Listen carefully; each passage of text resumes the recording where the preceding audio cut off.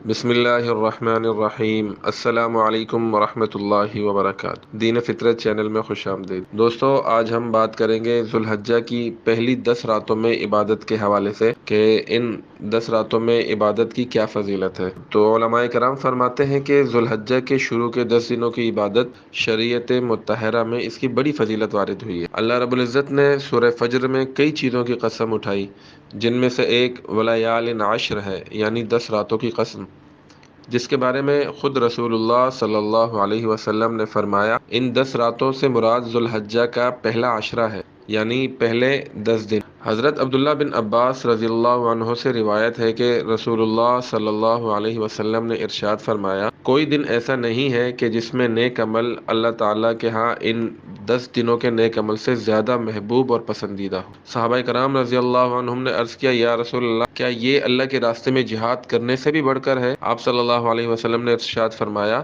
اللہ کے راستے میں جہاد کرنے سے بھی بڑھ کر ہے، مگر وہ شخص جو جان اور مال لے کر اللہ کے راستے میں نکلے، پھر ان میں سے کوئی چیز بھی واپس لے کر نہ آئے، سب اللہ کے راستے میں قربان کر دے اور شہید ہو جائے، یہ ان دنوں کے عمل سے بھی بڑھ کر ہے۔ یعنی جو اللہ کے راستے میں جہاد کر رہا ہے اس سے بھی بڑا عمل ہے۔ لیکن اگر کوئی شخص اللہ کے راستے میں جہاد کرنے نکلا اور اپنی جان بھی اللہ کے راستے میں قربان کر دی اور اپنا مال بھی اللہ کے راستے میں قربان کر دیا، تو اس کا یہ عمل ان 10 راتوں سے بڑھ جائے گا، ورنہ جہاد میں نکلے ہوئے شخص سے ان 10 راتوں کی جو عبادت کا ثواب ہے وہ زیادہ ہے۔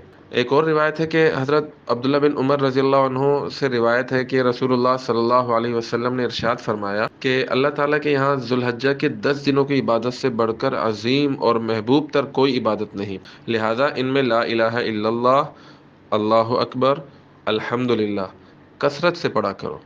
عید الاضحیٰ کے دن سے پہلے 9 دن روزے رکھنا بھی باعث ثواب ہے، اور حدیث مبارکہ میں ان میں سے ہر دن کے روزے کو اجر میں 1 سال کے روزوں کے برابر قرار دیا گیا۔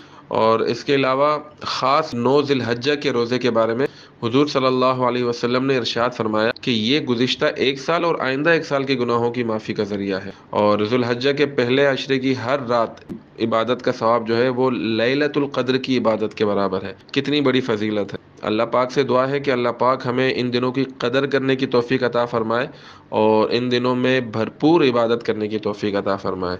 والسلام علیکم ورحمۃ اللہ وبرکاتہ۔